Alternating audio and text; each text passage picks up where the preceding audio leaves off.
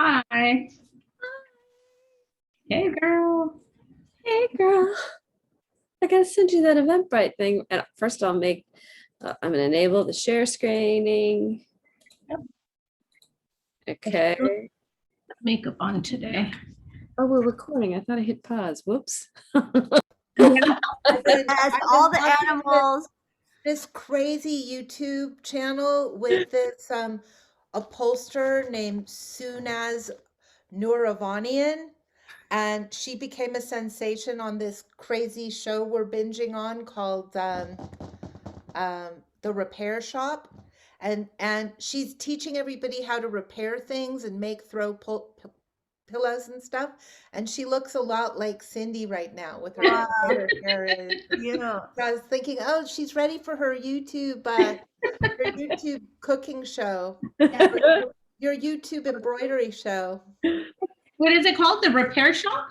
Yeah, check it out. It's Okay. great. It's such a great. It's a BBC UK show.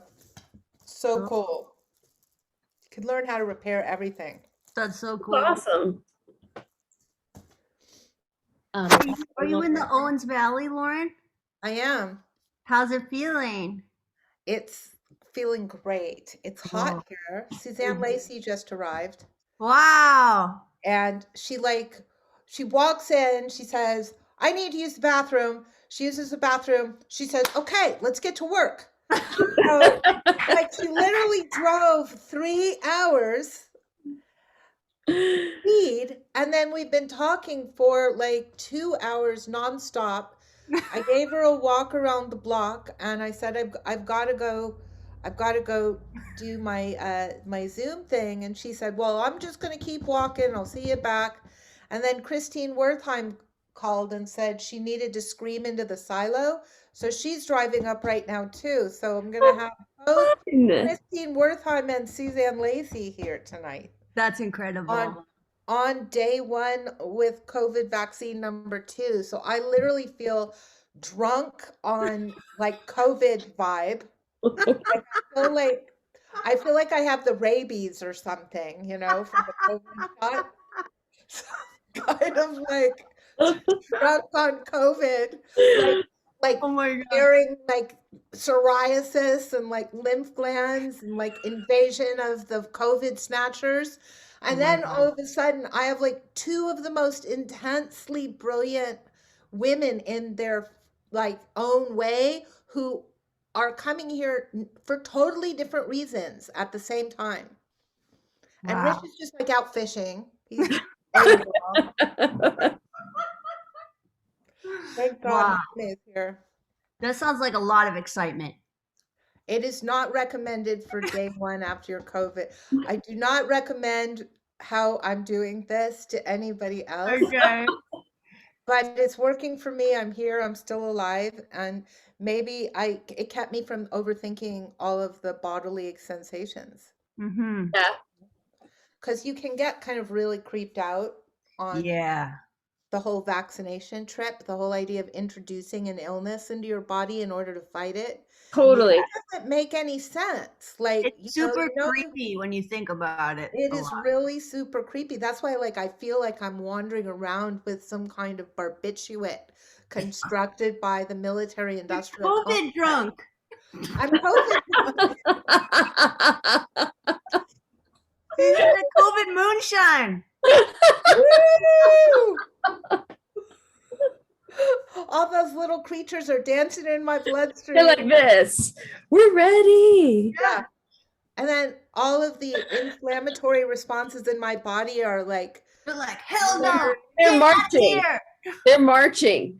Yeah. We are definitely in an exhausting internal situation. Yeah. Total. So what more can I do to make my life more complex? Although I did do breathing exercises with Jaime on a walk today. Nice. Cool. We found a stream and we did the breathing exercises I've been working on. So that was good. Awesome. Speaking really quickly before we go, I just want to let you know, Lauren, I'm gonna do audio, but we tested it and we fixed it. I had to check like share audio, computer audio, so it's Great. gonna be better than last I'm week. looking forward to it. I liked it last week. I thought it was beautiful.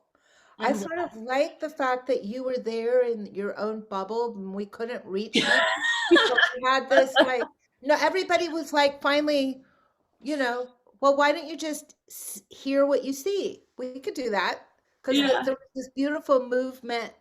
You were saying, listen to the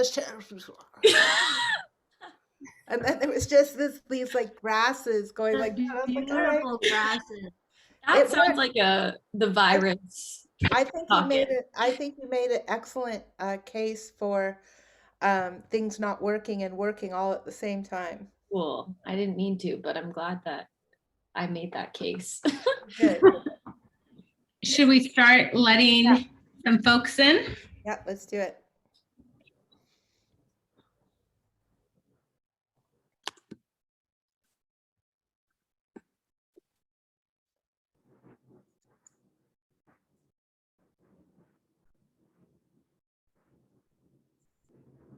Hi, everyone. Hi, Welcome. Jen.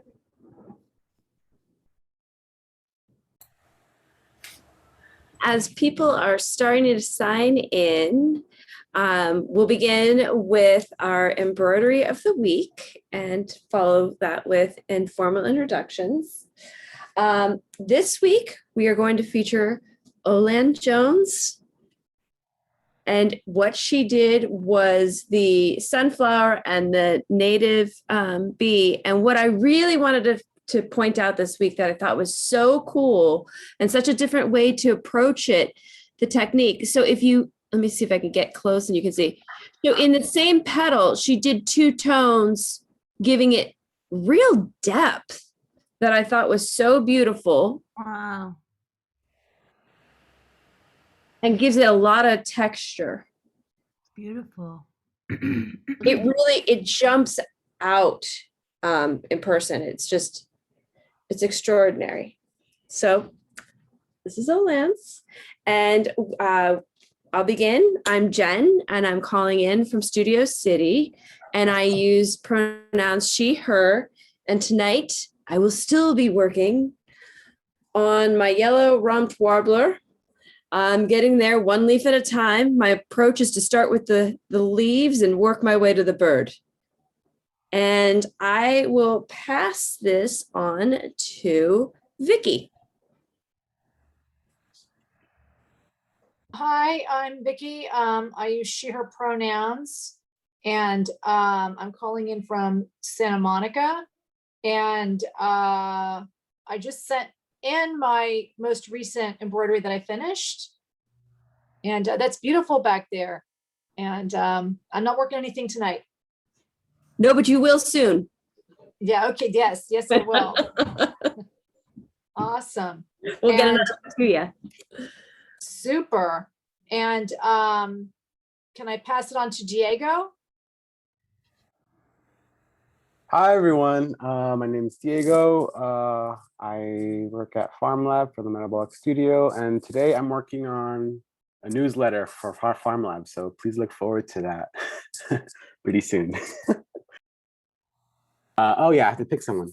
May I pass it on to Laura? I believe that's what you pronounce that. That is correct. Hi, I'm Laura. She, her pronouns, coming in from Kumeyaay territory down here. I am working on that same one you got there, Jen, and I'm going to pull it out in a minute. Get after introductions, going to grab my water and that. I'm excited. Thank you. Oh, yes. Let's see. Let's see. Rowena, did you go yet? Hi, I did not go. Nice to see everyone. Rowena Koenig, she, her. I'm on Tongva land in Los Angeles. I will pass it to Susan. Hi, I'm Susan, and I'm calling in from Santa Monica Mountains, and I'm glad to be with you all tonight. I'll pass it on to Emily. Thank you. Hi, Emily here in Echo Park. she, her pronouns. I'm going to help out with the screen share tonight. Very excited for the reading and happy to be with you all. I was just conversing with my colleague Izzy this afternoon about the shared experience of this group and how therapeutic it is. And so I just want to let everyone know I appreciate you. Let me pass it off to Lauren.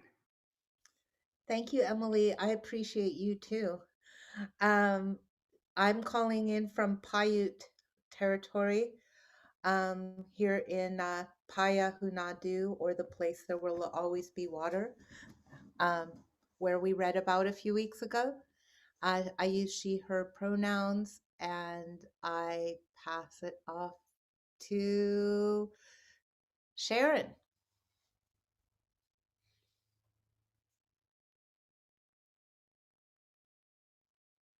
Okay, pass it off to Izzy. Hi, I'm Izzy. My pronouns are she, they. Calling in from Mid-City. Tonight I'm working on this mule fat that I'm almost done with. And yes, I will pass it on to James. Hi, everybody. I'm James, also part of the Metabolic Studio and Farm Lab. Go by he, him pronouns. I'm working on my home oyster mushroom bucket, and I'm excited for tonight's reading. Let's pass it to how about Aaron?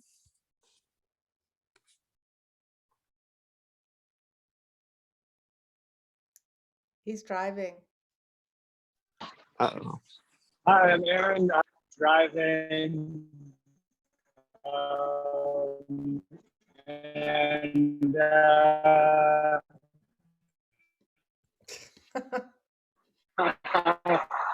to anybody else that wants to take it.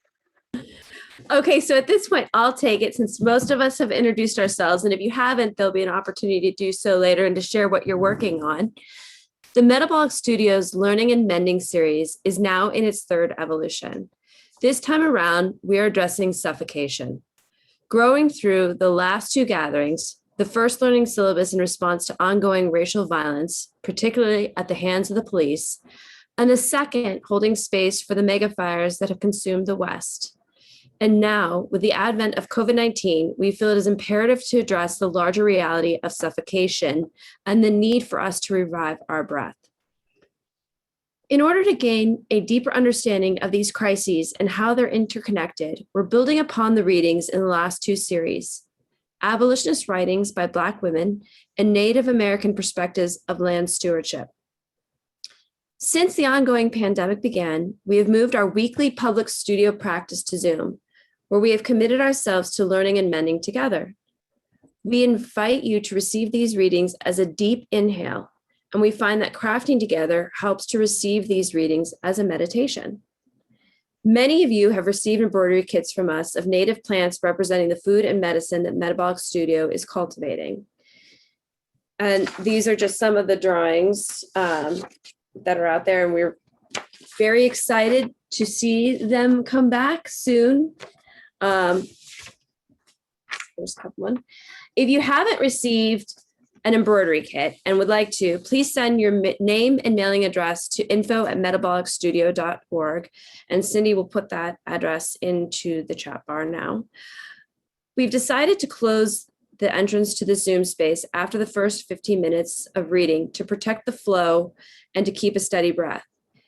These gatherings are being recorded through Zoom for archival purposes. We thank you for co-creating this opportunity to learn and to mend together during quarantine. Tonight, we'll read from Franco Bifo Berardi, Breathing, Chaos, and Poetry. We will share our screen, and we encourage you to read a section of the text aloud with us.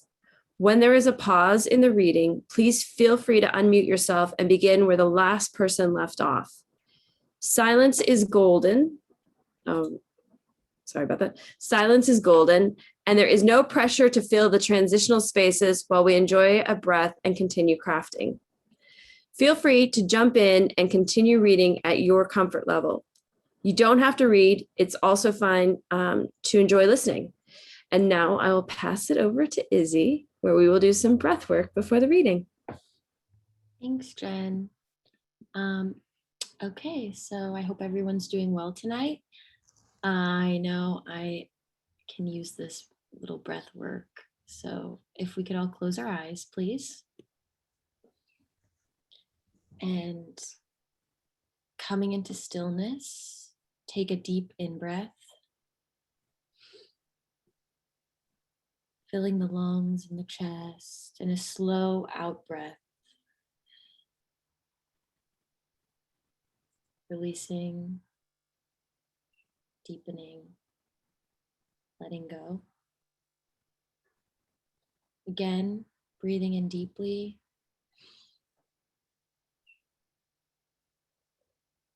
Filling the chest, and the lungs, and a slow out breath, releasing, letting go.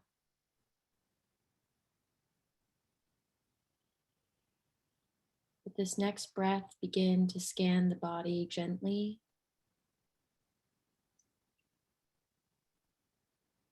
Inhale and soften the brow. Exhale, relax the eyes.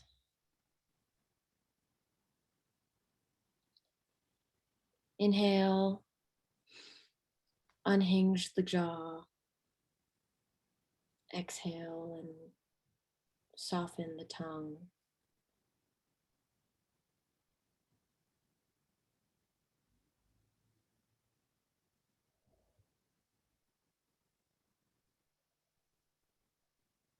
Inhale and let your shoulders fall away from your neck. Exhale, release. Open the chest.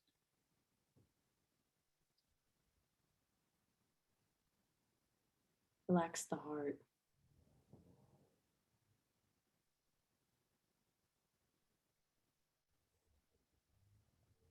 Soften the belly.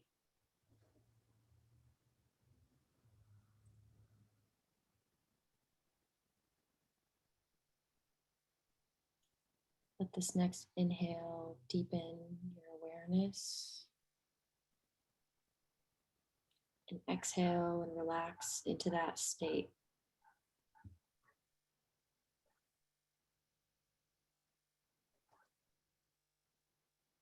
Inhale. Acknowledge your breath as an energizing force. Exhale, root down, and center your energy.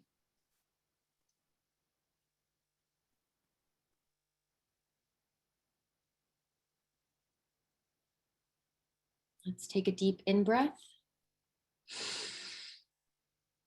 Exhale, sigh and release. Inhale if you want to reach up, creating a nice side body stretch, taking the gaze up. Exhale, release, and you can maybe begin to open the eyes if your eyes are closed. Come back to Zoom. Zoom screen. Great. Thank you, everyone. So I will now pass it over to Emily, who will be sharing the screen tonight. And yes, as Jen said, we're reading Breathing, Chaos of Poetry by Franco Bifo Berardi. So feel free to jump in and read along. And Emily actually curated a really cool way of reading tonight. So I'll let Emily share what we're doing. Thank you. Also, Lauren, if you want to share a little bit about our approach tonight, feel free to. Oh, thanks, Emily.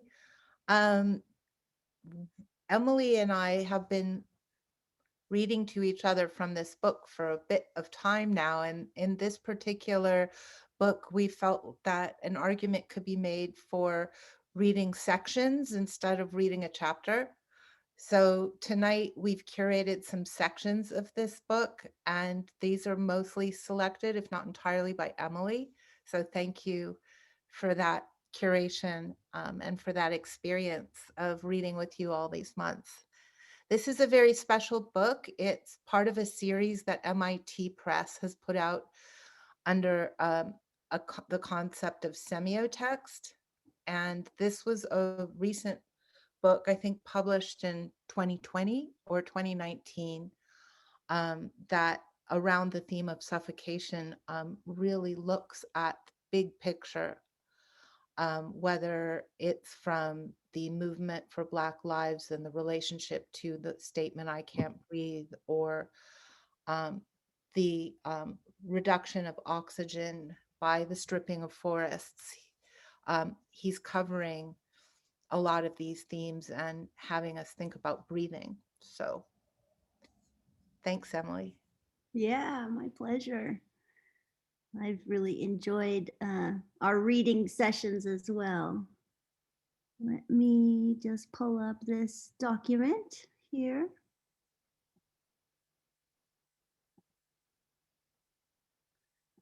Okay, so we're just going to be reading the sections that are highlighted. Can everyone see the size? Oh, okay. Yeah. Looks good. Okay, great. I Well, can, go ahead. start off because it sort of starts with the I can't breathe statement that I just made. So Perfect. And, you know, we shouldn't in this case feel afraid of some silences between readings because it's not like there's no narrative exact flow.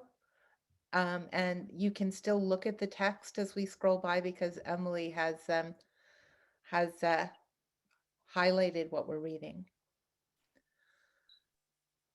Breathing is an essay on therapy. How do we deal with the suffocation that abstraction has produced in the history of humankind? Is there a way out from the corpse of financial capitalism? 1. I can't breathe. I suffer from asthma, so perhaps I was affected by a sense of asthmatic solidarity when I saw the video of Eric Garner's assassination. Garner was killed on July 17th, 2014 in Staten Island, New York City, when a New York City Police Department officer put him in a chokehold for about 15 to 19 seconds while arresting him. The words, I can't breathe, which Garner panted 8 times, less and less audibly, before expiring, have been chanted by thousands of demonstrators all over the country in the months since. In many ways, these words express the general sentiment of our times: physical and psychological breathlessness everywhere. In the megacities choked by pollution, in the precarious social condition of the majority of exploited workers, in the pervading fear of violence, war, and aggression. Trump is the perfect emperor for this Baroque empire of unchained vulgarity, glamorous hypocrisy, and silent, widespread suffering. Respiration is a subject that will help me discuss our contemporary chaos and search for an escape from the corpse of capitalism.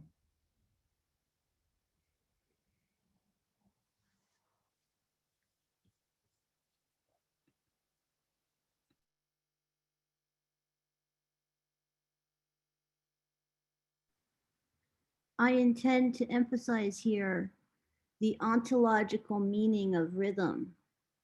Foundationally, rhythm refers not only to vocal emissions or to the sound of acoustic matter, but also to the vibration of the world. Rhythm is the inmost vibration of the cosmos. And poetry is an attempt to tune into this cosmic vibration, the temporal vibration that is coming and coming and coming. Mystical Buddhist philosophy distinguishes between the Indian words shabda and mantra.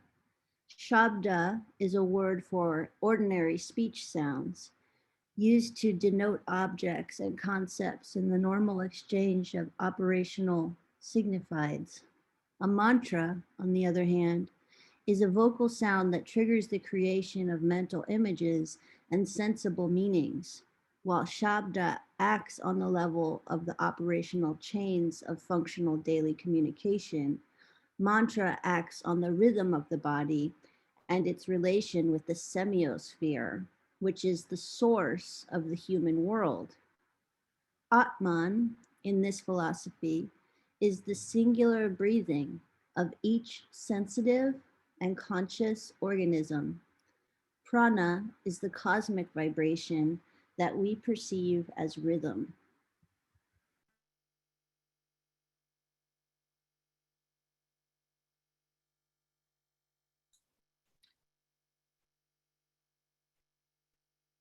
Chaos and rhythm are the main threads of this book, which roams about the apocalypse of our time. In the second decade of the 21st century, the mindscape and the social scene are flooded by flows of unhappiness and violence. What is poetry? Why do human beings deal poetically with words, sounds, and visual signs? Why do we slip away from the level of conventional semiosis? Why do we loosen signs from their established framework of exchange?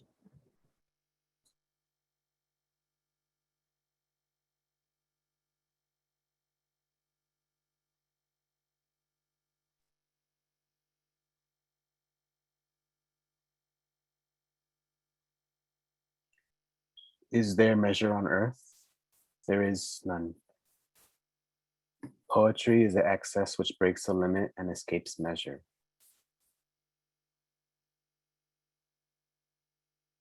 Did I say poetry can be defined? Well, actually, the act of definition that I have just performed is arbitrary and illicit, because the question, what is poetry, cannot be answered. I cannot say what poetry is, because actually poetry is nothing. I can only try to say what poetry does.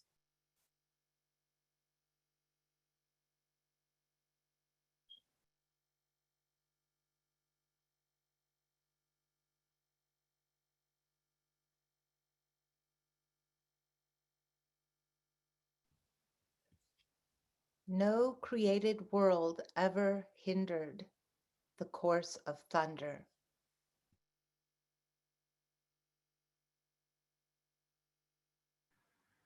Voice, sound, noise. Let's forget measure. Let's forget technical capability, social competence, and functional proficiency. These measurable entities have invaded the modern mindscape and accelerated the rhythm of the infosphere up to the point of the current psycho-collapse and techno-fascism. Let's find a way to rhythmically evolve with the cosmos. Let's go out of this century of measure. Let's go out to breathe together.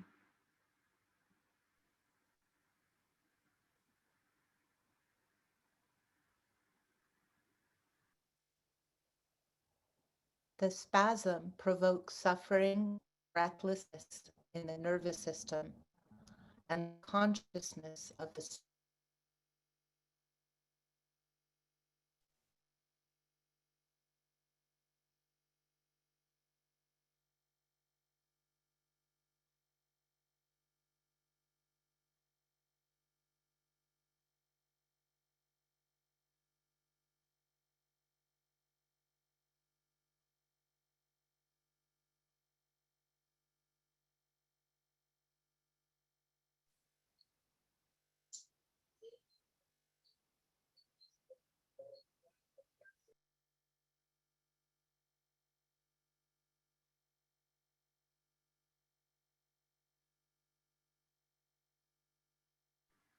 music is the vibrational search for a possible conspiration beyond the limits of the noise of the environment and the recomposition of fragments of noise in a sound that embodies a conscious vibrational intention. In the spasm, sound collapses into noise, a tangle of inaudible voices. This co-respiration we name society.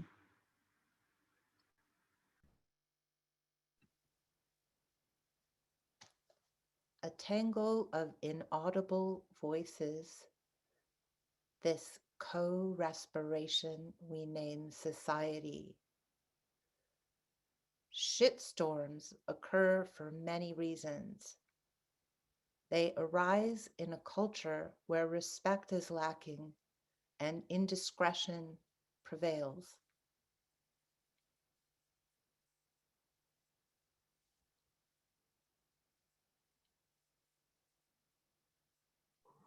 Modern power was based on the ability to forcibly impose one's own voice and to silence others. Quote, without the loudspeaker, we would never have conquered Germany, unquote. Hitler wrote in 1938 in the Manual of German Radio. Power no longer consists in eavesdropping and censoring. Social sound is turned into white noise, and white noise becomes social order.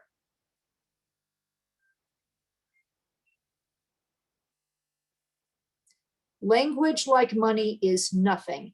Yet, like money, language can do anything. However, while social communication is a limited process, language is boundless. Its potentiality is not limited by the limits of the signified. Poetry is the excess of language, the signifier disentangled from the limits of the signified. Irony, the ethical form of the excessive power of language, is the infinite game that words play to create and to skip and to shuffle meanings. Poetry and irony are tools for semiotic insolvency, for the disentanglement of language from the limits of symbolic debt.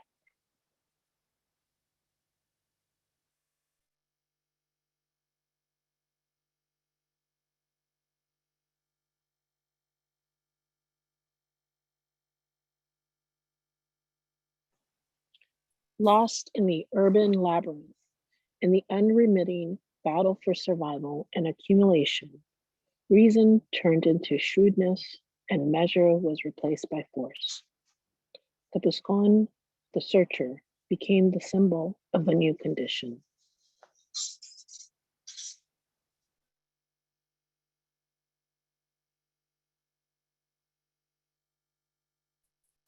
In science, just as in life, sometimes a sequence of events may reach such a level of complexity that a small perturbation will have huge, unpredictable effects. We speak of chaos when such indeterminacy becomes widespread. Chaos stands for an environment that is too complex to be decoded by available explanatory frames, an environment in which fluxes circulate too quickly for our minds to elaborate. The notion of chaos denotes a complexity which is too dense and too fast for our brains to decipher. Chaos takes a special place today in the sphere of the social sciences as the order of modern civilization is falling apart.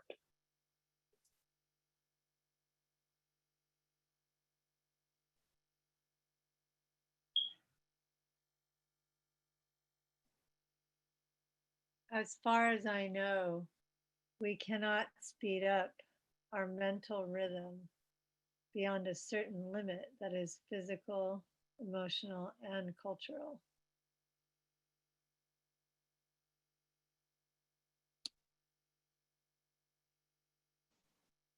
Here, all is distance. There it was breath. Rainier Maria Rilke, the eighth eulogy.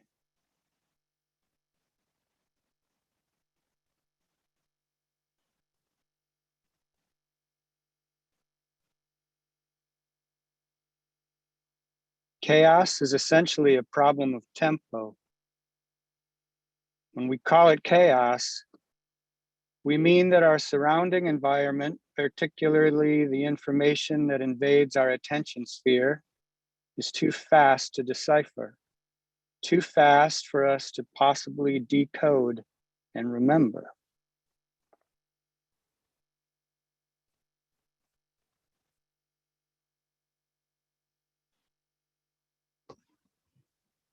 When breathing together grew dangerous, everybody was obliged to breathe alone, and the rhythm of individual respiration was obliged to follow the pace of economic competition.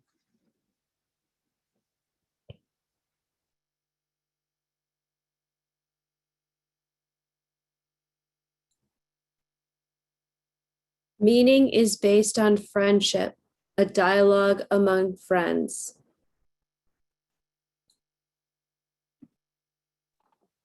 And liking, in general, is commercial culture's substitute for loving. The striking thing about all consumer products, and none more so than electronic devices and applications, is that they've designed to be immensely likable.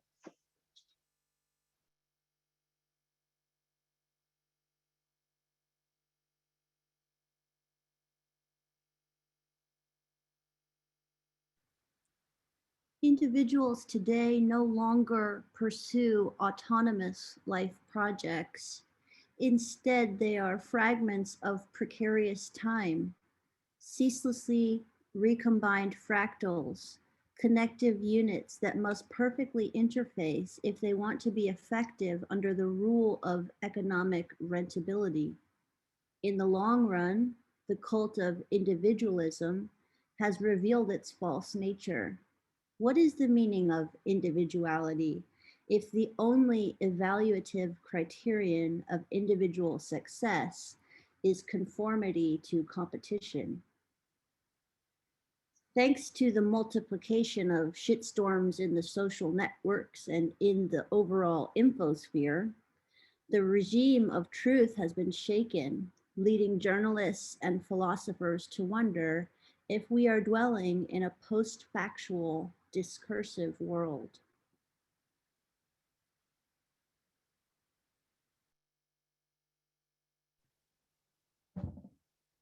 By the time a fact checker has caught a lie, thousands more have been created, and the sheer volume of disinformation cascades make unreality unstoppable.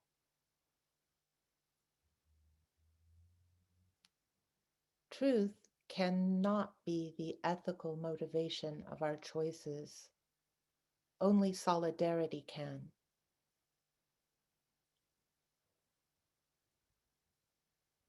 Precarization,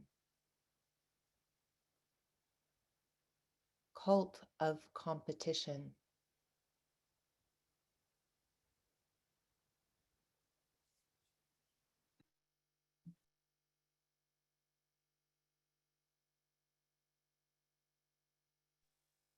As the real birds are disappearing, and no real adventure can be pursued in the real countryside, Nintendo is providing a simulation of adventure and life.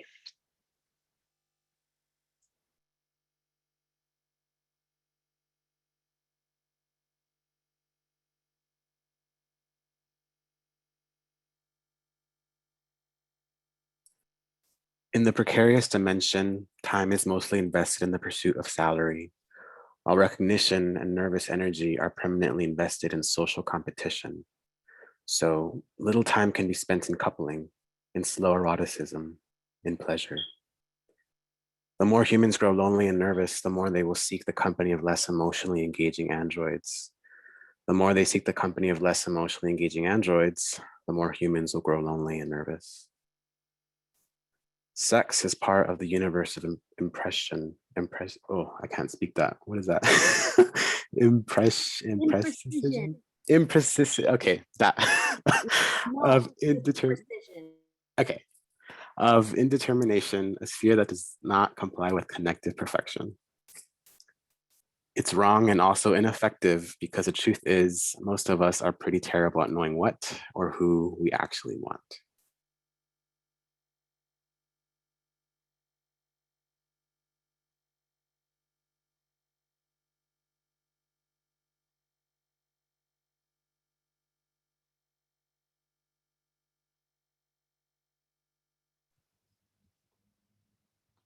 Organisms are composed of vibrant matter, and the pulsations of an individual organism enter into a rhythmic relation with the pulsations of other surrounding individual organisms.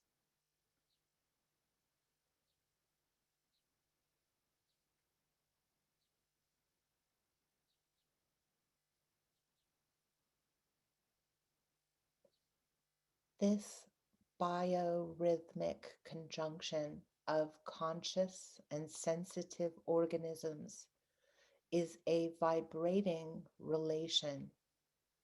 Through it, individual organisms seek a common rhythm, a common emotional ground of understanding. And this quest is a sort of oscillation that results in a possible or impossible syntony.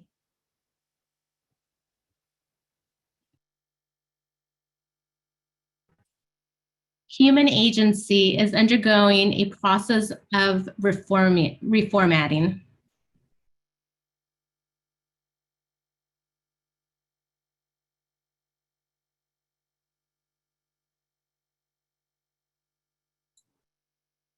Breathing is disturbed and poetry is frozen.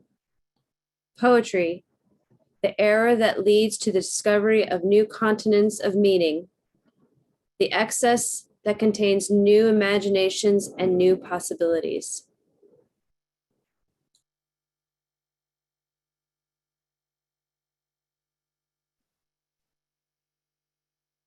War is breaking out everywhere, and slowly the map of the world is turning into a web of intractable conflicts.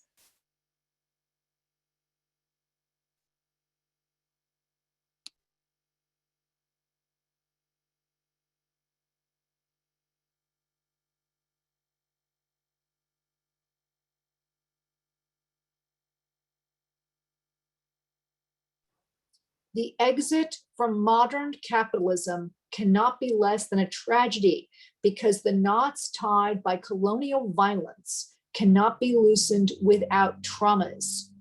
But the extent of the tragedy was not predictable 100 years ago and is not fully predictable now.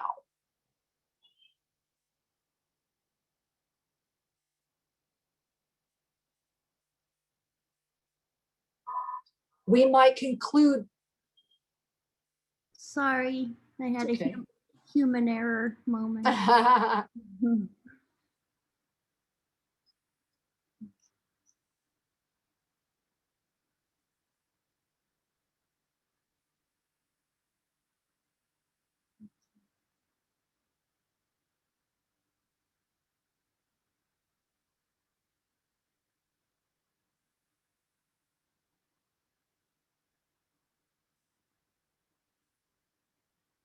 Is this where we were, Vicky? Yes, yes. Oh, cool.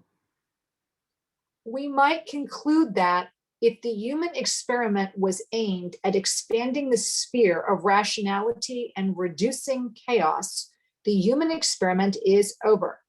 The very tools that enabled the expansion of rationality and human control, quote, science, or rather in parentheses, science, technology, industry, and information, have subsumed life to abstraction, and living warmth can only be found outside the icy walls of the citadel of reason.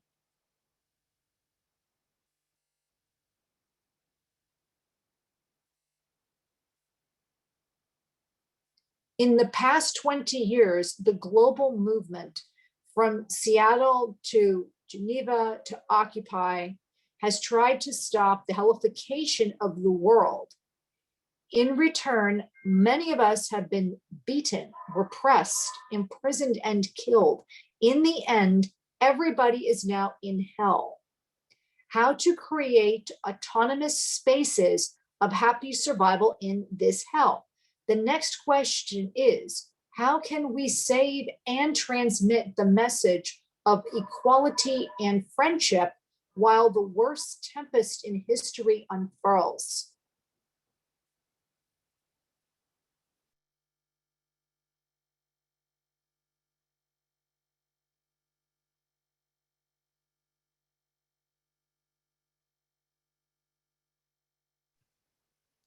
The automation and the brute.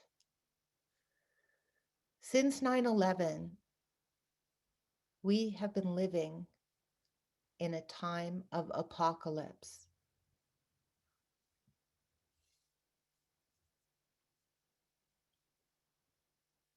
The automation and the brute are the two separated forms of existence of our time. Neuro-totalitarianism and global civil war are the forms of looming on the horizon of the future.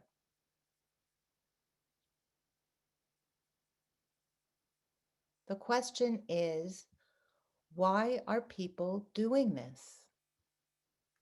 Why is a small fraction of humankind accumulating an unimaginable amount of wealth, while the gross majority of humankind is regressing toward misery?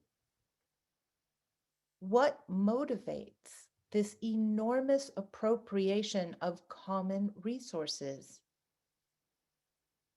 Indeed, is there a motivation? Or does the logic of financial accumulation automatically produce this irrational and immoral effect?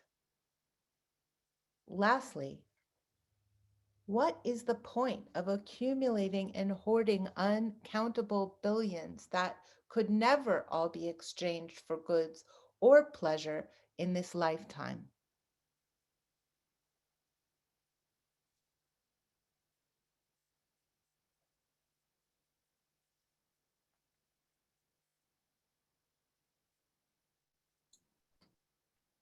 Dystopian science fiction? Perhaps. Don't forget, however, that in the last 50 years, dystopian science fiction has produced the most accurate roadmaps of our social and political becoming.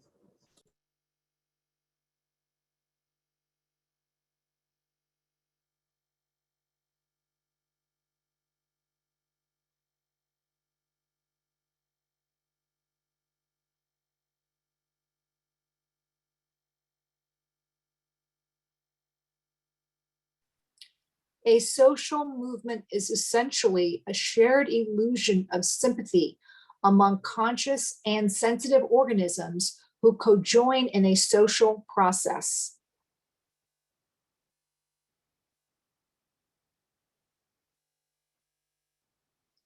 The bridge over the abyss of the absence of meaning can take many forms: falling in love, tenderness, collective creation, hallucination, and movement. These forms give birth to the physical experience of meaning. Meaning is not a presence, but an experience. Meaning is an effect of signification that does not belong to nature, but only exists in consciousness.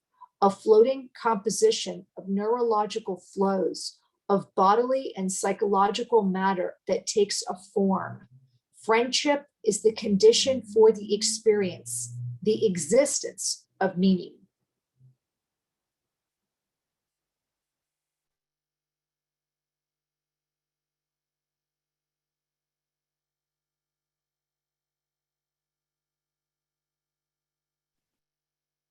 Nice. Thanks, everyone. Yeah, thank you, Emily, for sharing your screen. So before I read, sorry, I'm just gonna close my window because There's some noise coming. So before I read the questions for tonight, I just want to do a post-reading meditation. So we read tonight the text in lifted, fragmented passages, as opposed to, how we typically read a whole chapter or a whole section of text. And in part, that's to honor the spirit of fluidity and poetics that Bifo presents in this text. Poetry creates its own rhythm and measures, and it doesn't have to be linear. It can be patchy. It can go beyond the barriers of language and move between infinite timescales. It's uncontainable. Its unlimited nature is what makes it so powerful and such a powerful source of connectivity and collectivity. So no matter the distance in space and time and language between you and me, we can breathe poetically together, and we can attune our individual breath to the collective breath of being. In Bifo's words, let's find a way to rhythmically evolve with the cosmos. Let's go out of this sanctuary of measure. Let's go out to breathe together. So Bifo also writes that music is the vibrational search for a possible conspiration beyond the limits of the noise of the environment. And the recomposition of fragments as noise in a sound that embodies a conscious vibrational intention. So in the spasm, sound collapsed into noise, a tangle of inaudible voices. So tonight I want to play a really nice meditative song while we breathe together, as a conscious vibrational intention, a kind of rhythmic through line for all of our breaths. So during our breath work tonight, let's recognize our collective breath practice as a shared pursuit of life, a kind of exchange between ourselves and, in biogeokinetic terms, the non-human beings and even abiotic life systems or non-life systems, I guess, around us, and an acknowledgement of friendship and flight from the suffocation of today, and an opportunity to create new rhythms and harmony and to evolve with the cosmos together. So I'm going to share my audio so that we can hear. Hopefully it works out well. Give me a thumbs up if you can hear this. Good. Okay, so if you want to just close your eyes and just let the song carry your breath.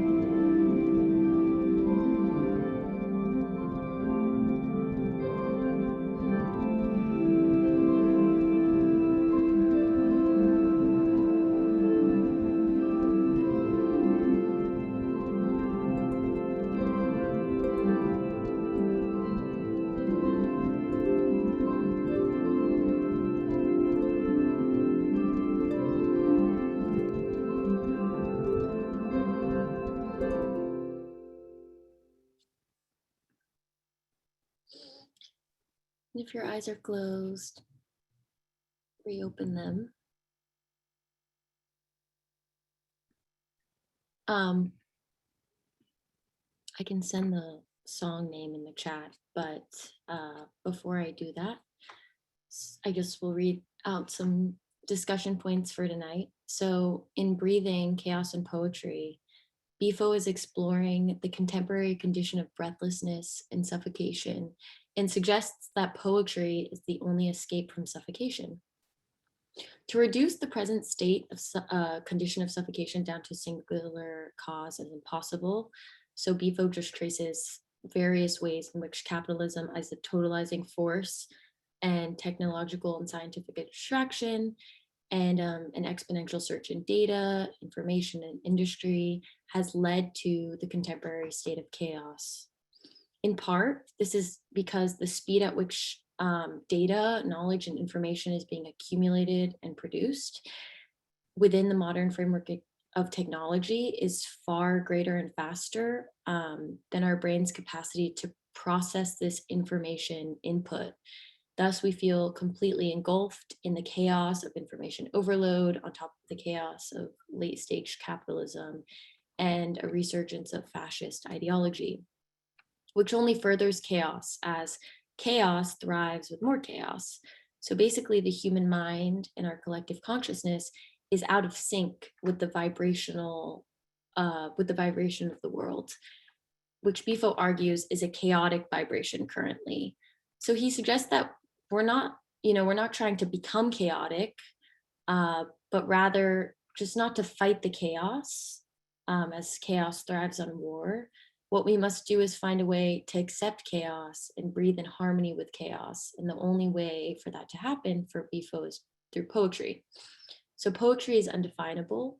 It's the act of language, which cannot be defined. To define means to limit, and poetry is precisely the excess that goes beyond the limits of language, which is to say, beyond the limits of the world itself. Poetry evades capitalistic ordering and technical autonomism, autonomism, not autonomism. Autonomism is a good thing for Bifo.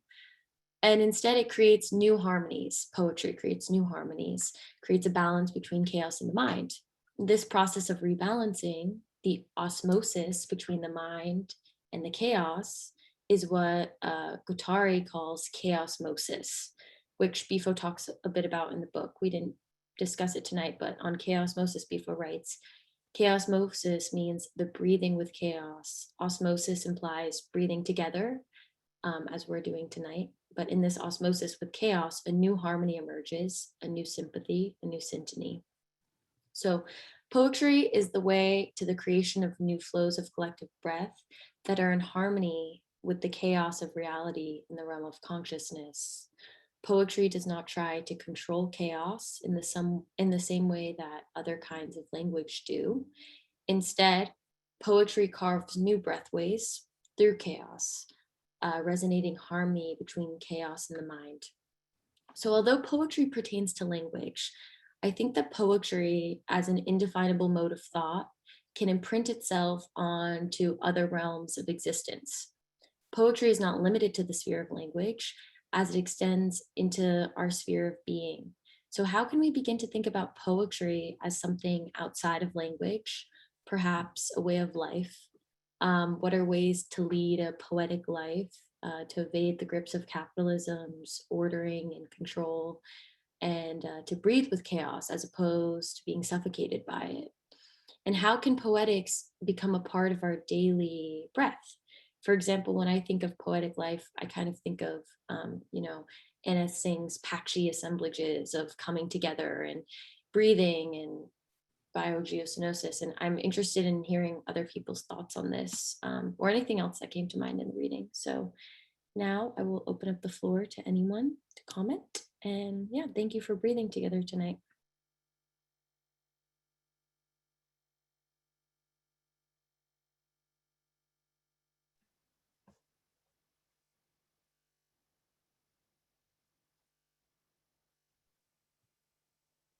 That was amazing, all of it.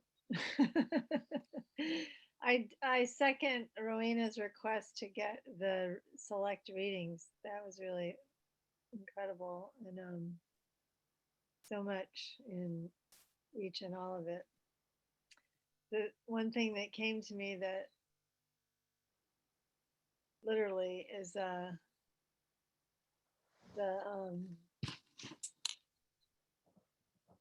work of Gabrielle Roth and the Five Rhythms, and this whole outline helped that make more sense. Not that it needs to make sense because it's perfect the way it is, but how the Five Rhythms construct that she created, chaos is right at the height of it, you know, and it's about everything's in these five rhythms in life, and the idea of music and how music helps it come together and come apart is very brilliant. I just really enjoyed this, and the dancing of the chaos of capitalism. Yeah, definitely a good, I mean, And a I, worthy purpose. Yeah. I think art is the only real contribution to history that people actually give, and it's our honesty and it's truth. So put the science and the art together. It's kind of way to explain what we would do naturally. And it just speaks about where we are at specific moments in time. The poetry is definitely, there is no definition for that.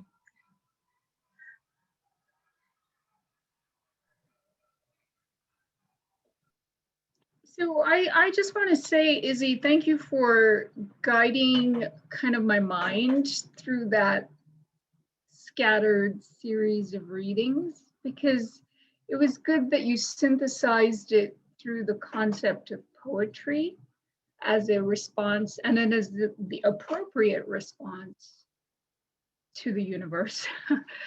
So I liked that, and I almost think that this kind of opening that of consciousness, the piercing of the sort of daily shabda, the daily quotidian language, is a way to get more in alignment with the rhythm of nature. So yeah, I like that you explained it that way. I was just thinking in a more practical, maybe superficial sense, of how this explanation, this critical theory of poetry, is a kind of a 21st century version, iteration of what maybe the Romantics were trying to create as a response to that growing sort of industrialization and control and determinism and linear, rectilinear even, formation over space and control of land and control of time and control of people that began in the early industrial age in the UK, in what is now the UK. So I just feel like we need a whole movement behind this kind of enunciation of what poetry could do to emerge into a new reality. But I really saw the correlation with the Romantics of the 1800s, like Wordsworth.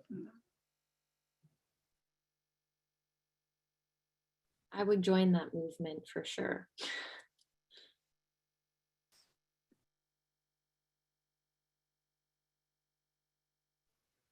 One of the things that really excited me about this book, it's a sentence that I kind of just can't can't get out of my mind. It just feels so powerful. And now I'm even thinking, should we make a screen, a silk screen and maybe print it or something on a t-shirt. But he says this co-respiration that we call, quote, society. And that line just really floors me every time I hear it. And I think part of it is I've never heard that word before, co-respiration, the idea of a shared breath and shared respiration. And for me, that he equates that itself with a definition for society, I just find so provocative and resonant, to because there's so many different ways that we could define what society is and what society means. But I love the poetic way in which it is distilled into the idea of breath, and not just breath, but breathing together, shared breath, co-respiration.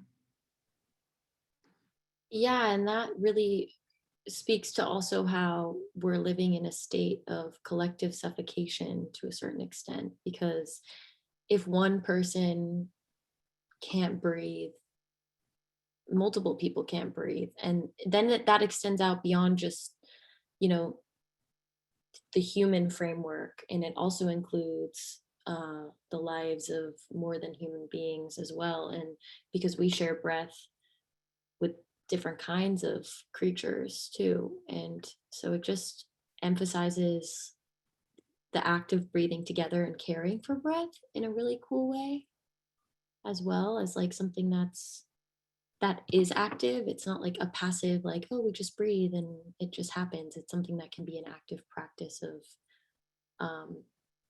building together almost.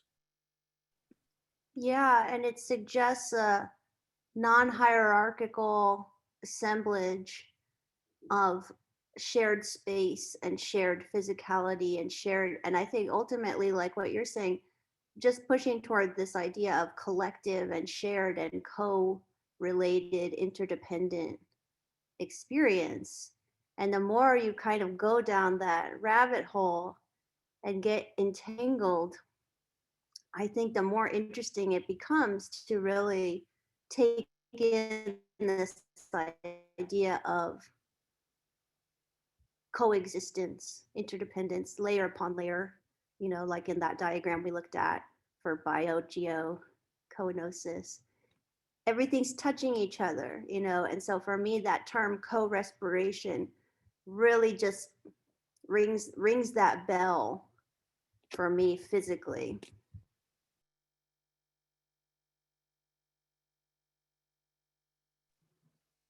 I really like it, but I like the sense that what language does around the word breath is to focus less on its intentional meaning and more on its involuntary meaning.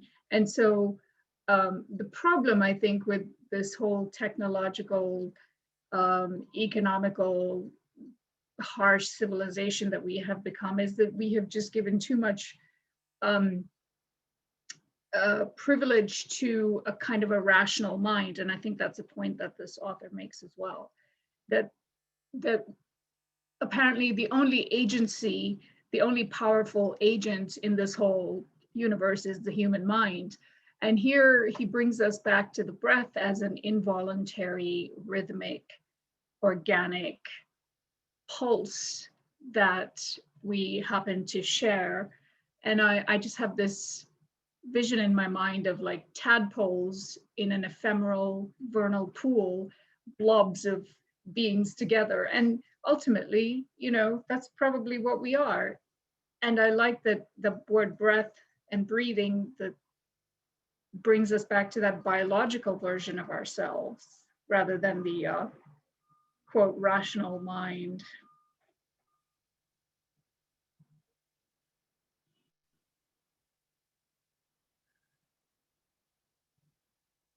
Thank you for that. One more thing that helped clarify what I was experiencing is that in the movement work chaos is the place where you dance so hard to the music that you can't think anymore. Like it makes you let go of your mind because you're dancing in this complete chaos. So that's what I was just smiling when I was hearing it referenced in these different frameworks. It's like that's exactly it. And you have to breathe harder in order to like literally keep your breath, you know? So it makes you let go, forces the mind to let go, which is obviously a great practice in so many ways. And so thank you.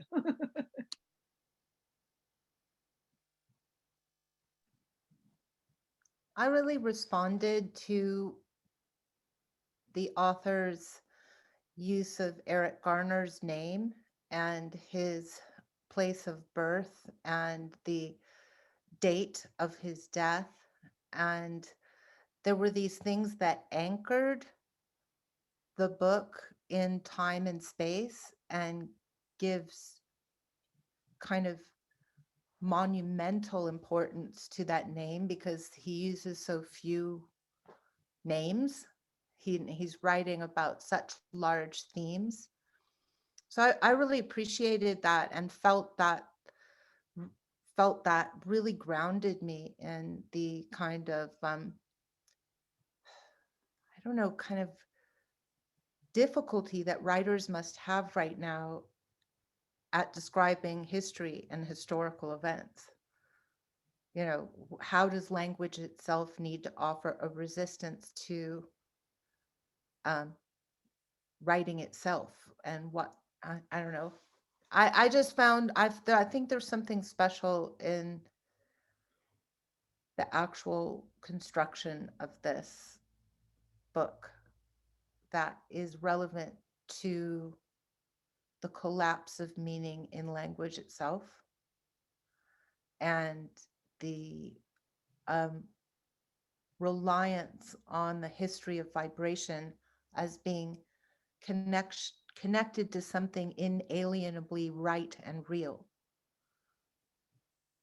These are very hard things to talk about, write about.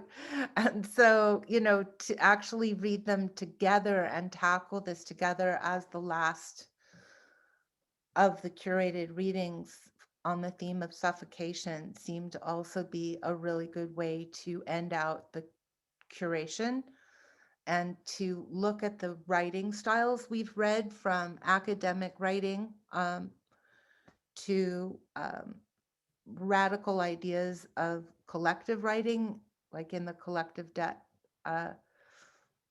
book, debt collective book we looked at. And this semiotext series that MIT Press put out, you know, that has been an incredible series. And I wanna, you know, say, you know, ending with the most confusing reading of all, but that speaks to the whole purpose of looking together at the connecting dots of what it is we're all living through, like this unnameable connectivity that seems so disconnected, except for when you think about suffocation. That connects all the dots. So next week, we're going to have another session just for anybody who'd like to unpack this session. We're going to read through all of Izzy's book notes because her book notes are so brilliant. Thank you, Izzy, for all the brilliance you've shined on us in this series. Thank you. You have been such a pleasure to work with. And so we thought the last one of these series, we'll collectively read all of Izzy's book notes for the last 10 sessions and talk about it before we talk about what's next for learning and mending in a couple weeks when we start up again. So that'll be next week. But I just wanted to open the floor if anybody wants to, you know, ask any questions about the series or talk about the style of the book.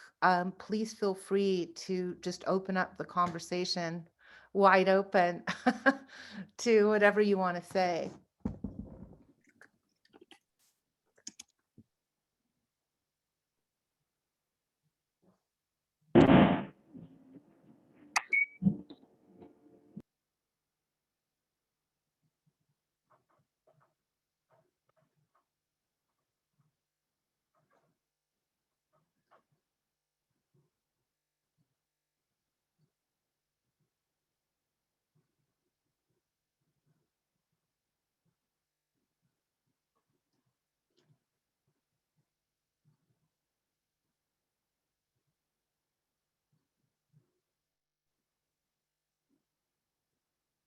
I'm really glad that you introduced me to this text because I would never have found it by myself. But it makes me just think of all the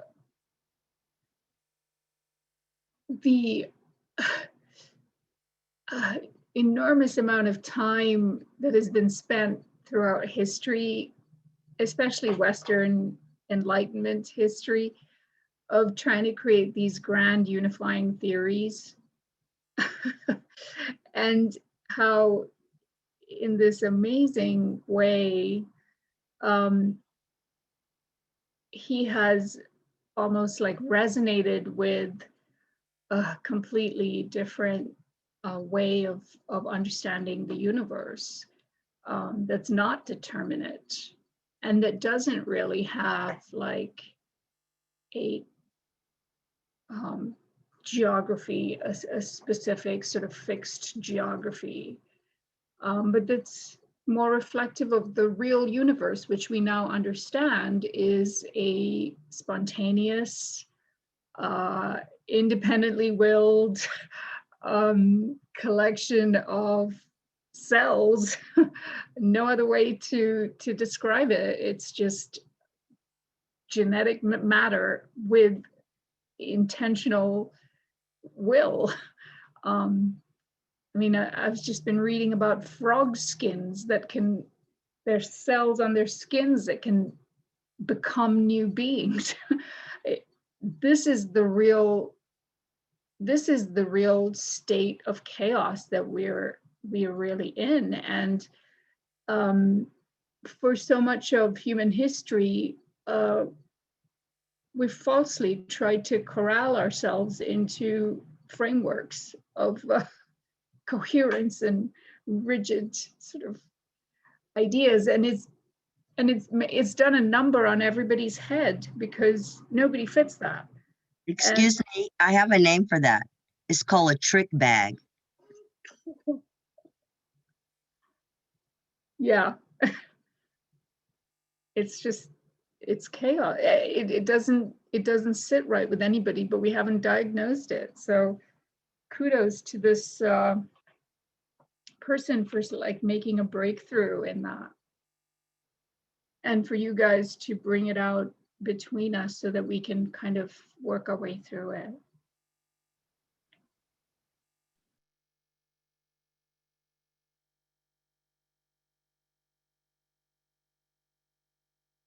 This is kind of it's related point, but not really. I mean, I was at a bookstore and I picked up Breathing and I was like, oh my God, this book sounds so amazing. I have to have it. So I bought it. And then later that night, I got an email from Emily that was like, hey, we're thinking about reading this book for the last session. Will you check it out? And I was like, oh my gosh, I just bought that book today. So it's this crazy, like, it just reinstates this, it reaffirms the collective ability of, like, these cells are interconnected. It is within this system of chaos that, yes, is chaotic, but it's also connected chaos. And sometimes there are moments of harmony within that chaos and moments of syntony and synchronicity, whatever, all these different words to describe that. We were having this moment of connective thinking and it was really cool because that's kind of what the book's about. Well, you know what it reminded me of is that passage in the reading that said something about how solidarity is the measure of our reality, not truth, but solidarity. And you just kind of came up with that, like both of you had the same thought. That's reality. Yeah, exactly. It's very cool.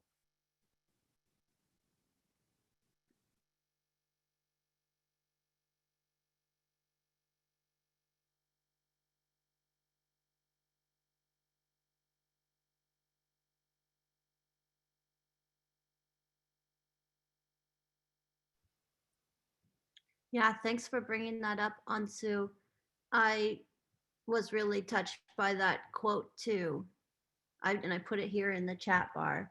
Truth cannot be the ethical motivation of our choices. Only solidarity can.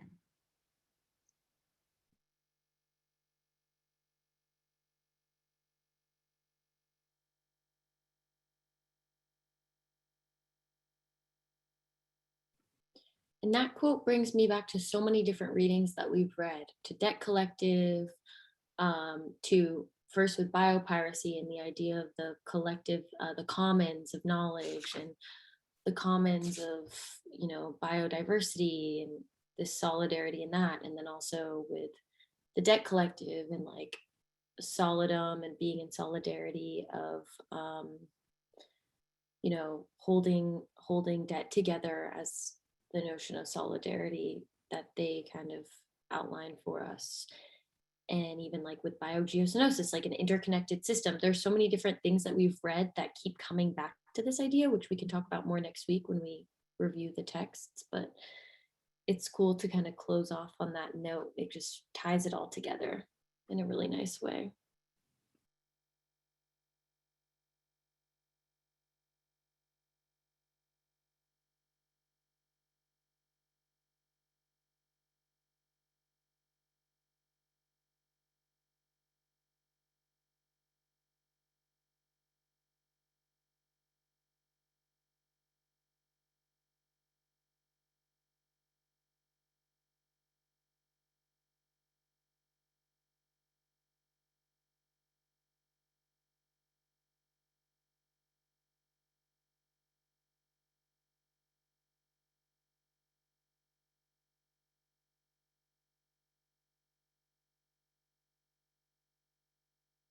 Gosh, this may be totally unrelated, but you said something about how, I think it was Lauren that said something about how grounding it was to hear those references to Eric Gardner and I Can't Breathe.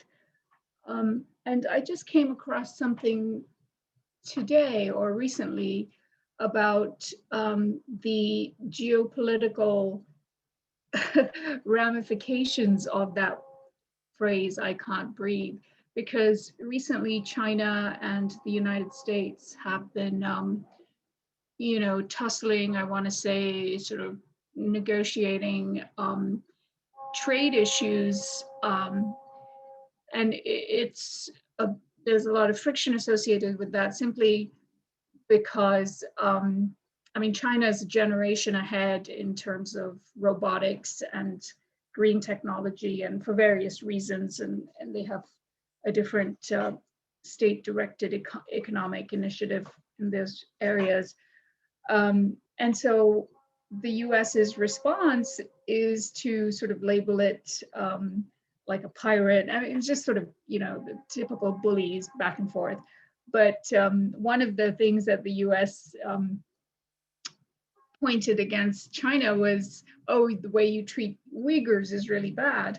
And apparently someone in the Chinese, sorry about the train, someone in the Chinese delegation just said, I can't breathe. And there was like a total silence in the room. Wow.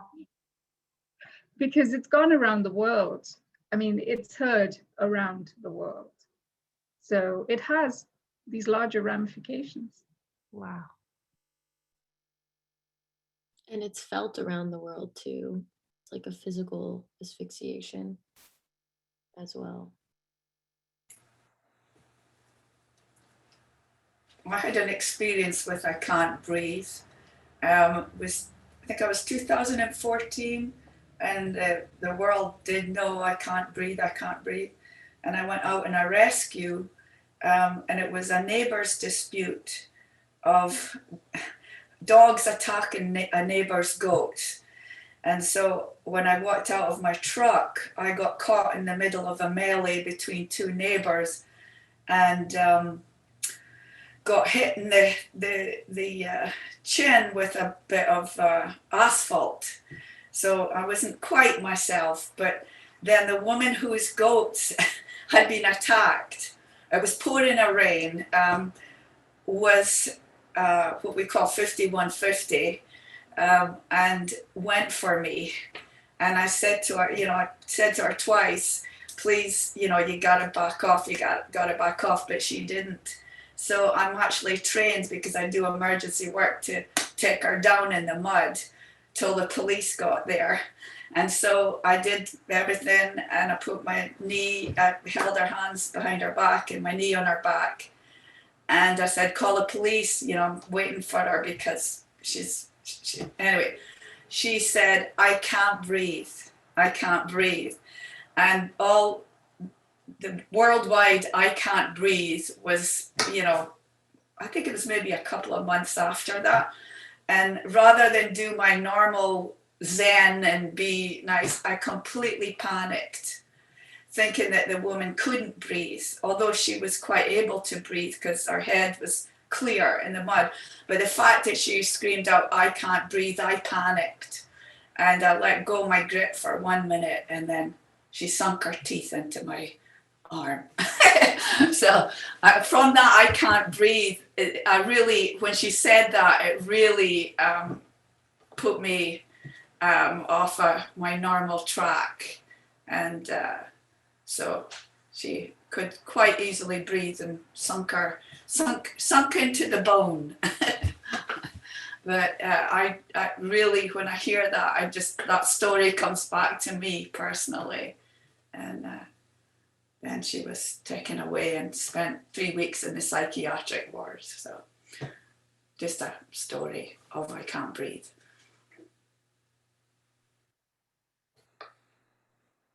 Thank you for sharing that, Susan.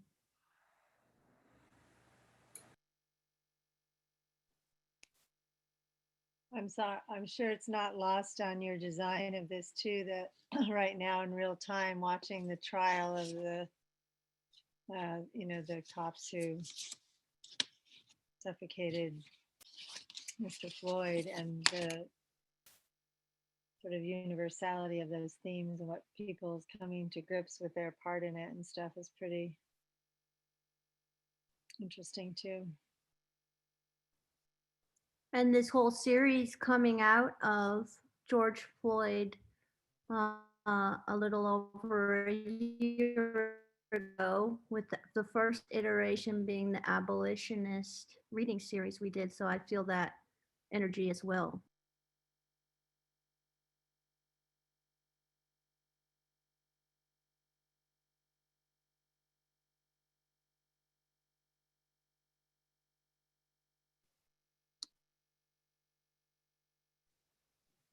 I just want to, I'm sorry.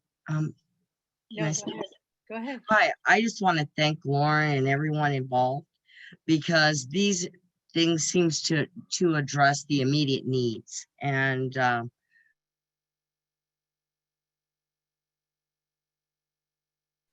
thank you very much.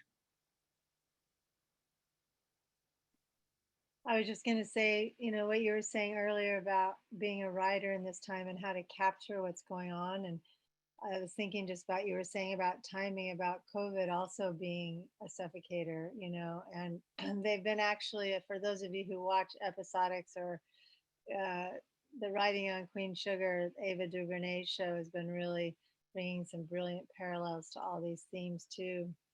Written, the story of Black farmers in COVID and all of these layers of things and they're on the narrative right now of the time of George Floyd. So it's pretty interesting. It's all women, Black and brown women writers and directors. It's pretty brilliant.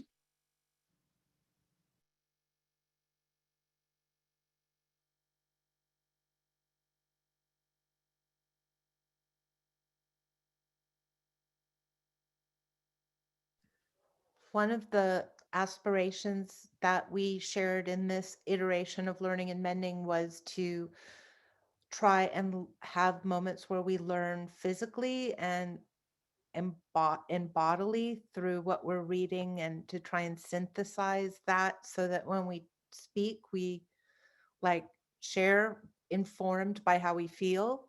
And I feel like he writes like that, I feel like he's connected to working with the murkier parts of what he's feeling and synthesizing all the things he knows, intellectually with that.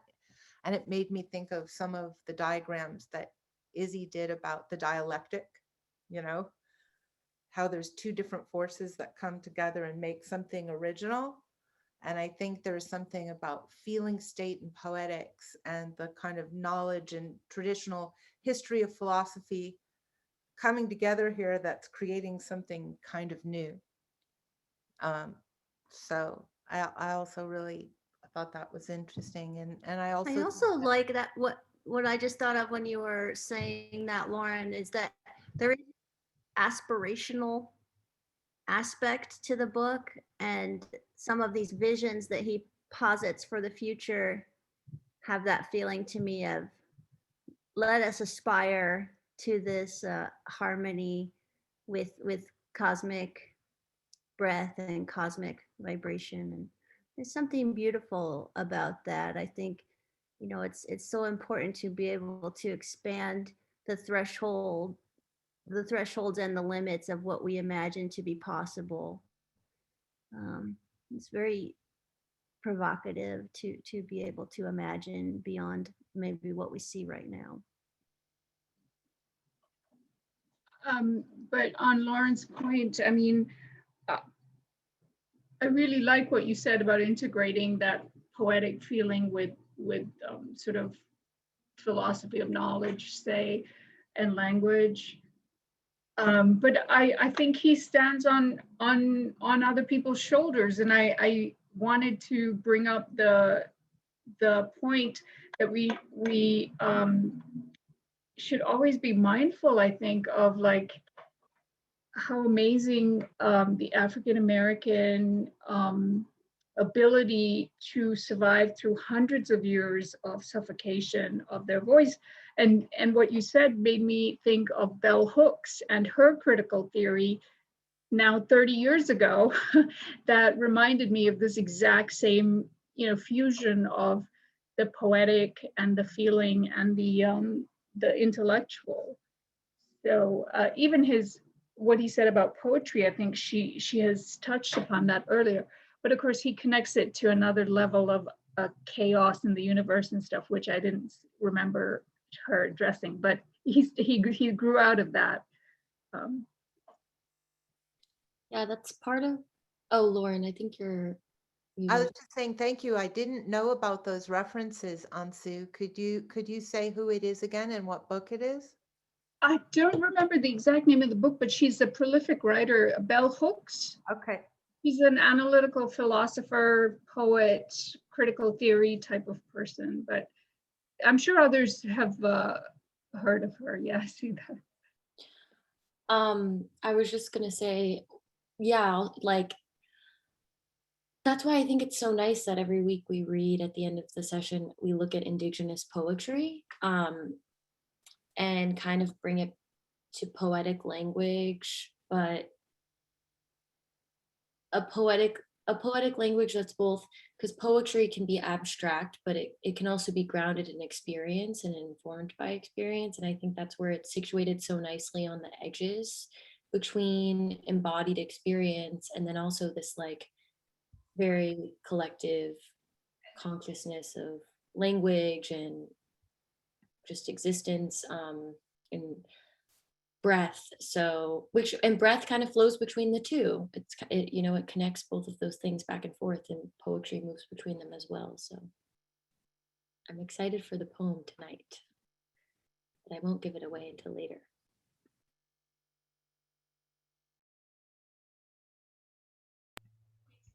Why, we may be ready for a poem. Are we? I can pull up the poem. I know we normally have show and tell, but I can bring up the poem. Let me get it open.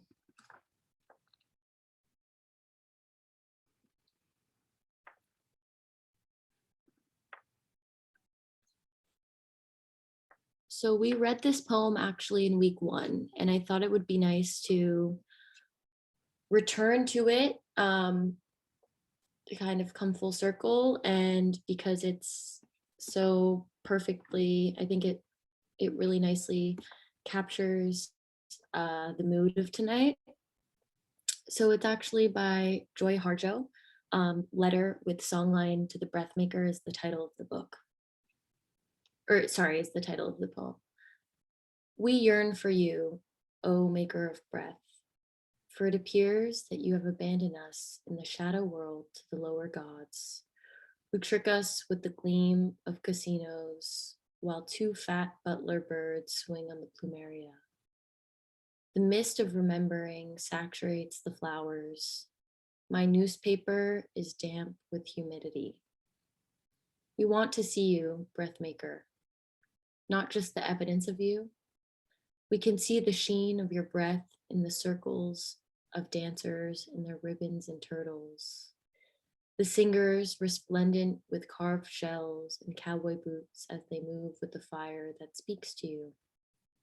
The shimmer of the sun polishes the mist necklace adorning the mountain. But what makes the source of your breathing?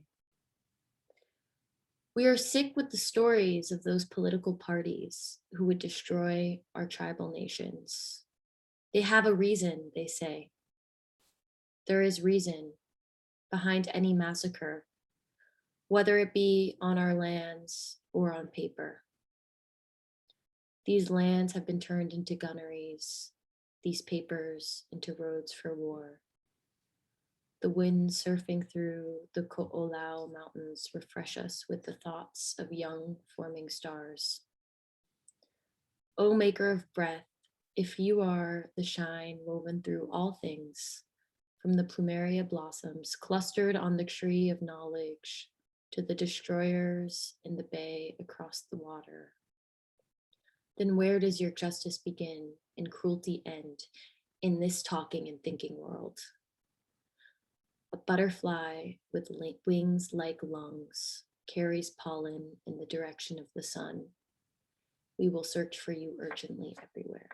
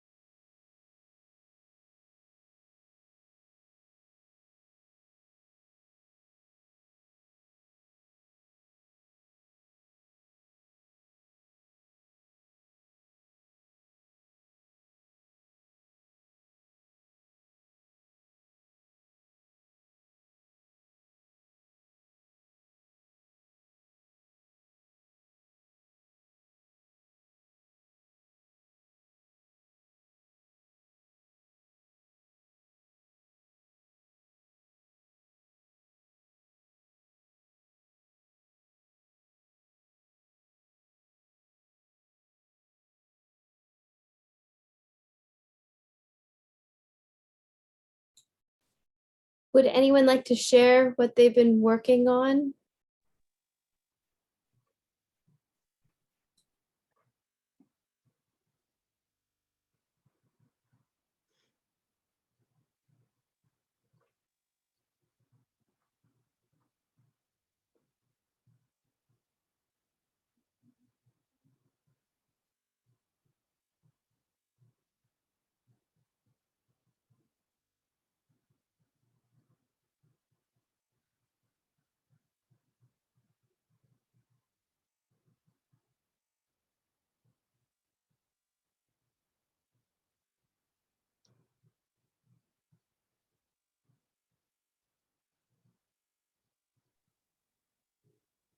Jen, can I ask who's Kitty?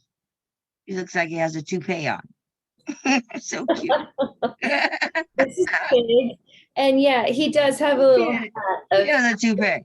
red It's so hair. cute. I couldn't help myself. Sorry, I love my animals. Oh no, I do too. And I was so close to getting a leaf done. So close. But that just means I have to go to the beach where the lighting is nice this weekend and I'll finish it off.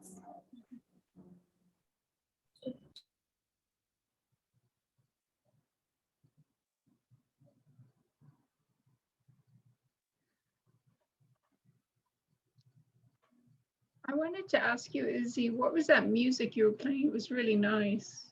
Oh yeah, I sent it in the chat, but I can send it again. I can send it again. It was called it's called Joy, which I think is quite fitting. I'll resend it because it gets kind of lost in the chat. And I don't know how to pronounce the musician's name, but it's, I believe, Jeffrey Cantu Ledesma. I was interested in the instruments they were using. Yes, I really enjoyed the different sounds that were being made. Let me send that.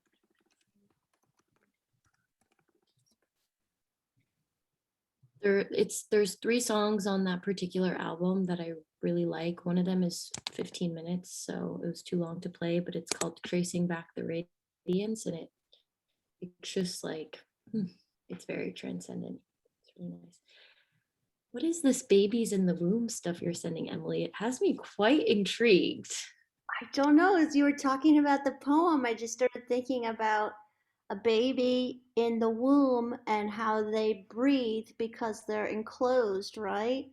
And so I was thinking about, breathing in fluid, and then I started to think, or liquid, and I started thinking, well, how does that actually happen? And so I went down a little bit of a rabbit hole, but I like it. It landed in this piece here, which I thought was pretty interesting in terms of interconnectedness and layers touching each other, with this breathing that happens through blood and oxygenation prior to coming out into the world. That reminds me, I think I brought up this quote before because I think about it constantly when I'm like, and it reminded me also of what you were saying about the tadpoles a little bit as well. But there's this quote by this theorist, Timothy Morton, and where they say that something about like the life, which they describe as the symbiotic reel, kind of this flow of everything going on as a perforated bag of water inside another perforated bag of water inside another perforated bag of water inside another one.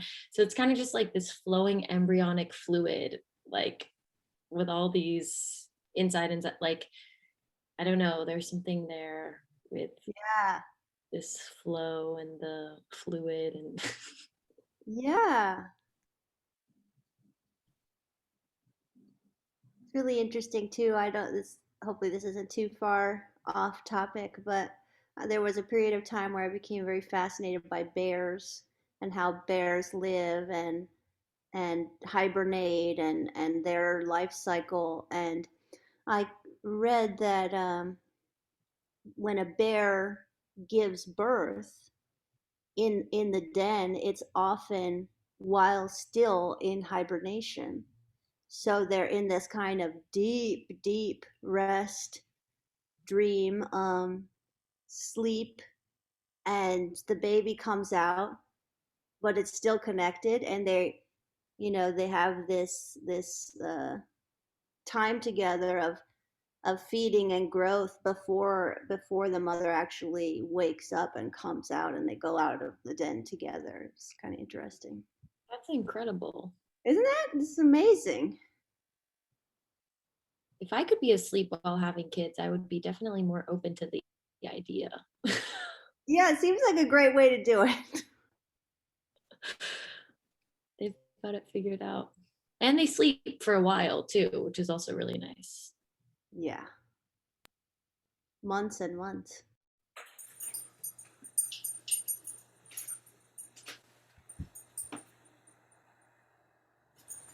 It seems like we were in hibernation for the COVID, but now it seems like people can't come out of it too soon. They're just like, let's get back to full tilt capitalism.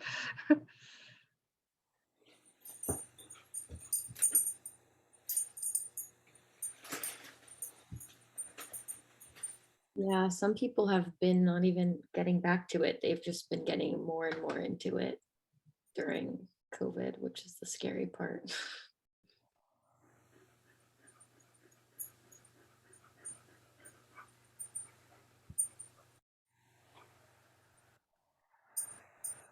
So as a general rule of thumb, bears give birth during February? I'm not sure exactly how specific that is. This is from an ABC news story. It could be that they're talking about specific bears in a specific region. Okay, let's see. And I've been hearing stories about bears not hibernating because of global warming, as well as bears that are crossing polar bears, which are straight carnivores, with Kodiaks. So there's actually they're migrating and joining and having hybrids. Wow. Yeah.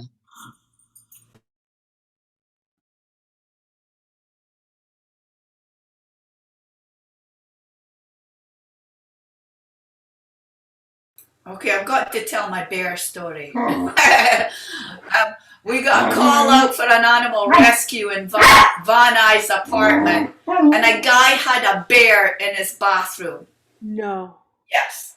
And that was the bear that landed up at the wildlife way station. And he took the bear out of Yosemite as a baby, and then it got too big, and we were called in, and the bear had wrecked his entire, well, as you can imagine, and it was a juvenile, but it completely destroyed his apartment, and he got fined. And that bear lived at the wildlife way station. Crazy. Wow.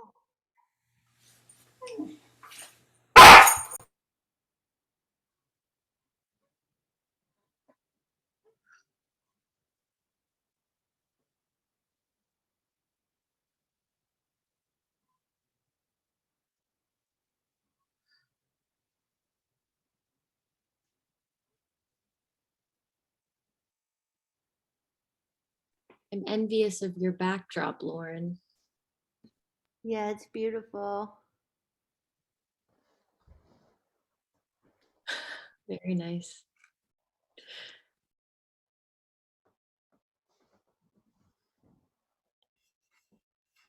I'm going to sign off, everybody, and go to the silos. Thank you all for helping me put together this series.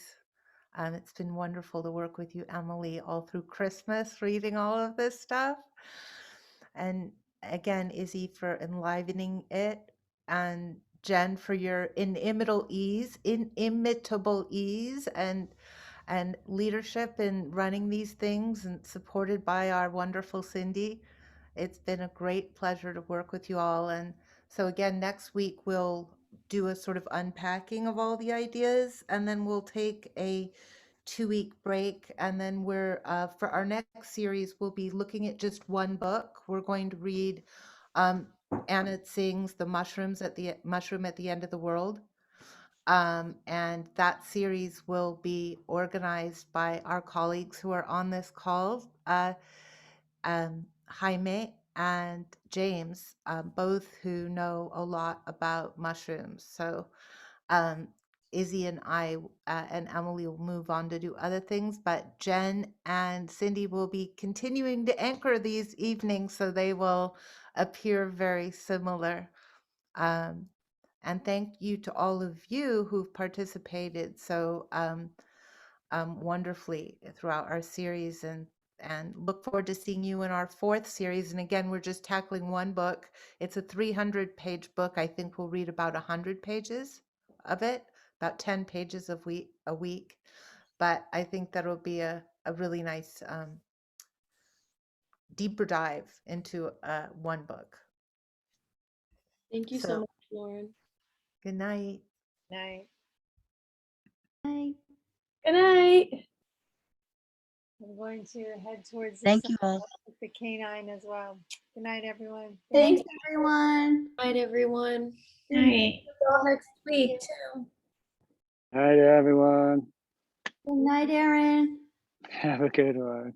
It's been a wonderful read. I really appreciate it today. It was amazing. Awesome. So glad you were here. Could someone, before we sign off, just tell me the name of that book and author? Yes. Yeah. You want me to type it?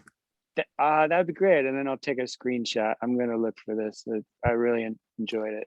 Yay. I'm so glad to hear that.